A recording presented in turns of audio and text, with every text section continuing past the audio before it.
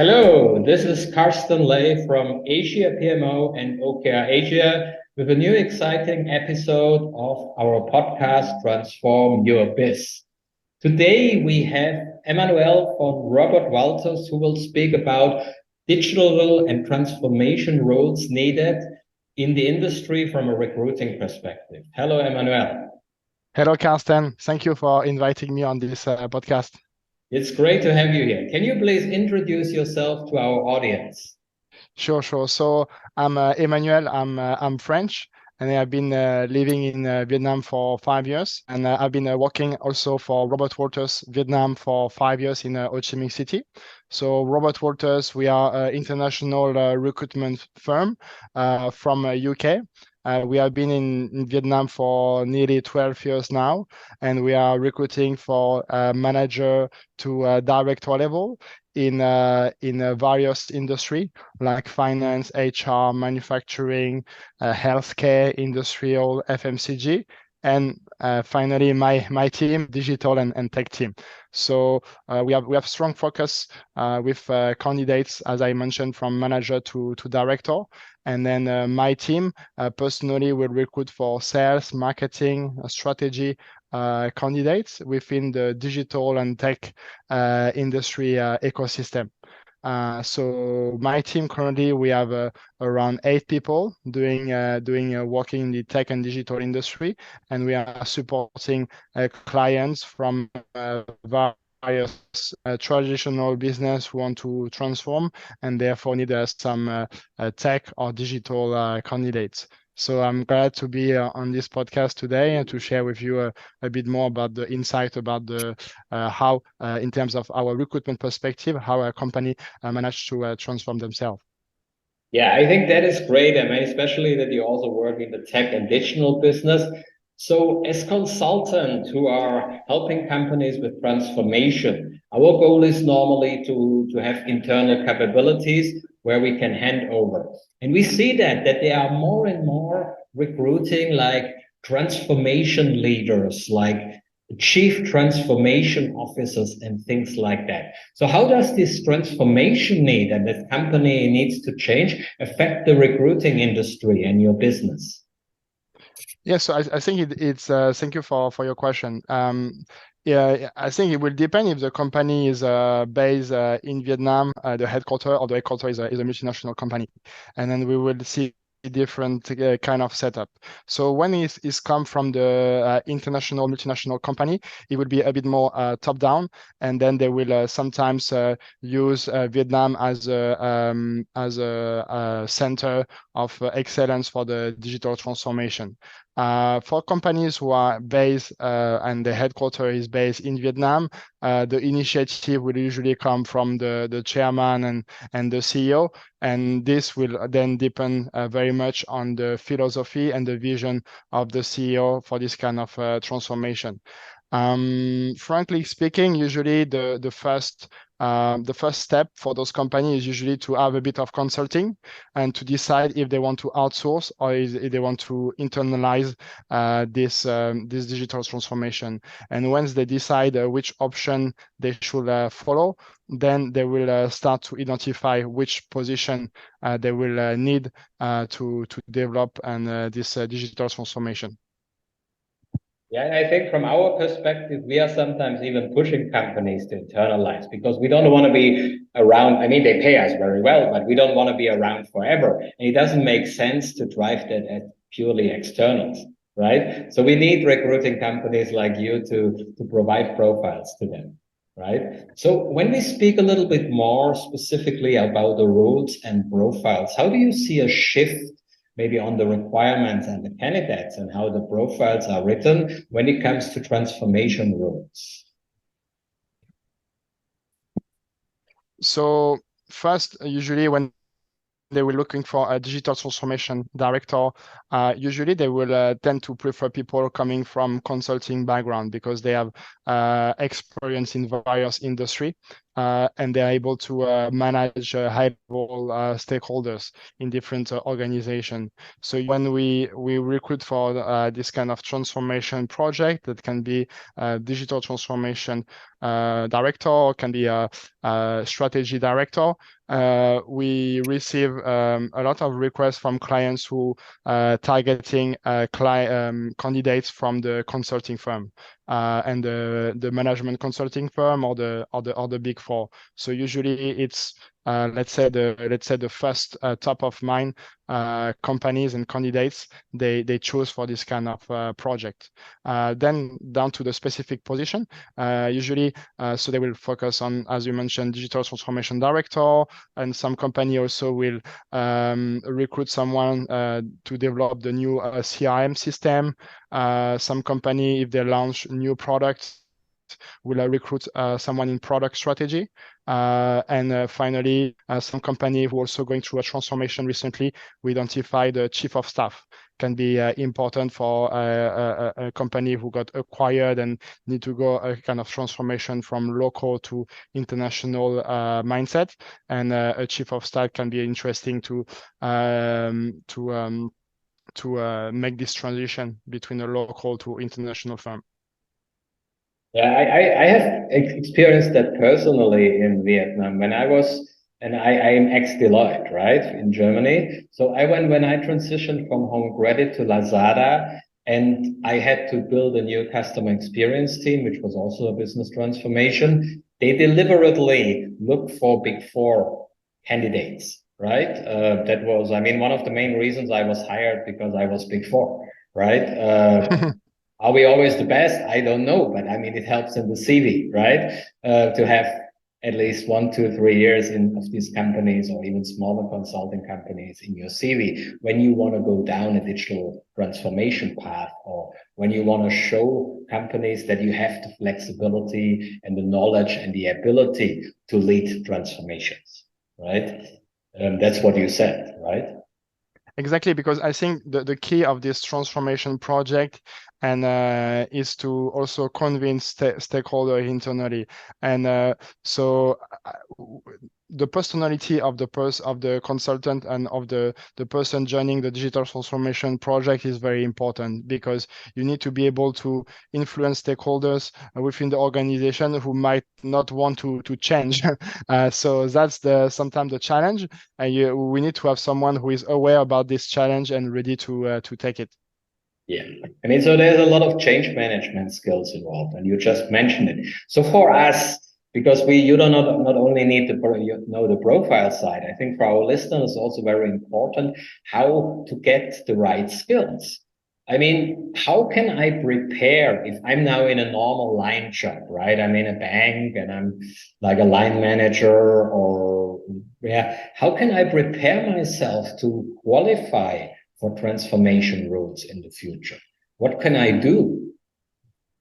I think taking some can be online and offline courses, become and qualify courses can be interesting nowadays to acquire soft skills that we cannot learn within our individual organization.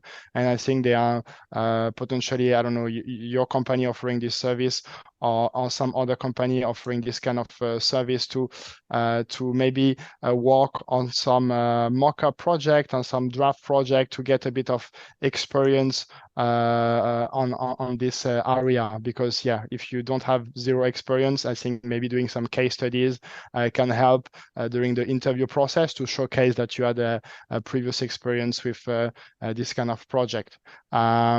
We see also a lot of candidates, of course, decide to take a MBA or master degree. It can be also a good opportunity to work on some business case, and also to build also a network. But of course, it's time consuming. Usually it takes 1 or 2 years. So need to consider when people take this path. And we have seen that too. I mean, even if you are in a line organization in companies, you can always volunteer for projects. So you can be involved in projects. I mean, of course, you can take courses where you do case studies, but I mean, companies have projects, even banks or insurances or a little bit, let's say, stable guys. They also have projects where sometimes you can volunteer for that. You can also qualify for a project leader role. I think that helps, I guess, right? If you have project experience.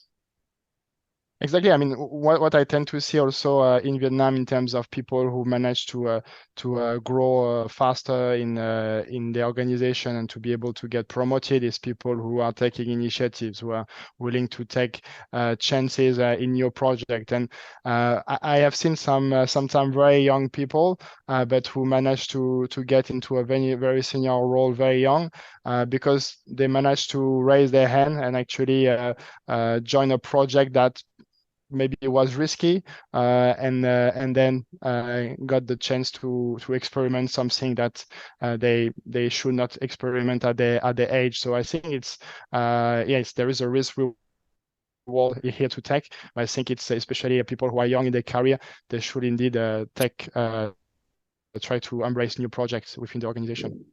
And especially when you are young in your career, you don't have so much to lose. Let's be honest. I mean, taking the risk, sometimes going well, sometimes not going well, but at least you show that you are willing, right? And maybe you have ideas. That's also very important nowadays. I mean, in transformation roles, we need very active people and proactive people. We don't need people who are more in a command and control structure and waiting what to do. Right. So, how do you see people who join instead of doing like a big four or something, who join early startups and try to fight their way into startup world? How do you see them fit for transformation?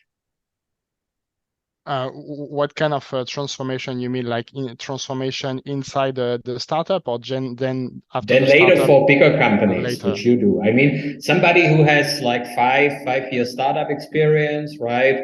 Early startups, like doesn't have to be big ones. And they say, in the startups, I did almost everything. I started as an analyst, and I suddenly took projects, and I suddenly was almost director level. How do you see that? I think it's a bit less common. Usually, for those people who started in startup, I think they need to raise to the level of manager or director, and to be able later to jump into a different company at a lower level. I think it will be a bit less recognized unless they have done some specific project, let's say a ERP setup or CRM setup, and another company is looking for this kind of projects. So if it's a very niche project that potentially a company is looking for someone similar, I think it could be valuable. But indeed, we have seen, I think, especially and you have been part of Lazada, but all the ex Lazada, Shopee grew their career very fast, quite young, and then I've been able to take some senior role for some Vietnamese at the age of 30, being a country manager or digital transformation director of some multinational. That I think if they would have followed a normal corporate company, it would not have been possible. So I think it's definitely an accelerator, but I think it depends on the right startup, because some startup, I mean, those Shopee and Lazada scale very fast, and I think there are not many companies who manage to scale that fast in Vietnam. And you are right. I mean, I come more from corporate, and when I went later to startup as an old guy, and there's a completely different language. I mean, the change management is different. The way you talk is different, right? So getting somebody from a very informal startup into a very corporate company can be very risky, I guess. Yeah. And actually, the other way around is usually also doesn't work when we work with startup.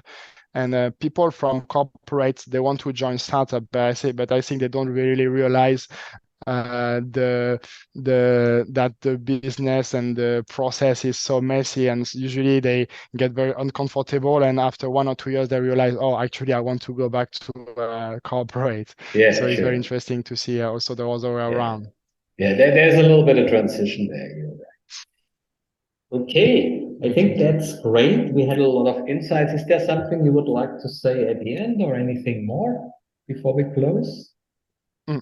Yeah, so I think for us, usually our clients come a bit later in terms of once they have made a decision, come to us to look for the right people. And I think for us, I mean, we are the ears of the market. And in terms of candidates, I think candidates are very eager to join a digital transformation project. And I think it's really the trend. The internal resources will know the best the organization, and but I think bringing some outside stakeholder who can bring some fresh ideas can be interesting. And Robert Walters, what we do usually is we can proactively introduce some candidates to companies to give an insight about what's going on outside of the company, and maybe potentially suggesting new ideas and new way of doing. So it's also our way to do business, is to introduce high potential candidate to some clients, and just offer a casual catch up to be able to get to know each other, and then potentially see if there is any other opportunities. So in Robot Walters, we don't only work on specific job, but also we proactively meet face-to-face candidate to understand their interest, and then we can introduce them to some companies that we think maybe will need their skills. So I think it's also the beauty of recruitment is also like trying to impact and change the view of organization, and bring some value by creating connection between people that maybe potentially will not meet. And it doesn't always lead to a job, it doesn't always lead to a consulting, but also is to connect people. And I think it's what we're trying to do in Robot Walters Vietnam. Yeah, and sometimes it even leads to a later recruitment, right? Not immediately, but after 1 or 2 years, maybe they get together, right? I mean, Exactly. I mean, not always Exactly. when you are ready as a candidate, the road is ready. I mean, I had that also in my life, that suddenly companies came after 1 or 2 years. But I think that's great, right? What you guys do, that you're not only like trying to push people in the positions, that you create the connections. And that's great. So thank you very much to have you today on our podcast and for your insight. Thank you. Thank you, Carsten. Thank you very much.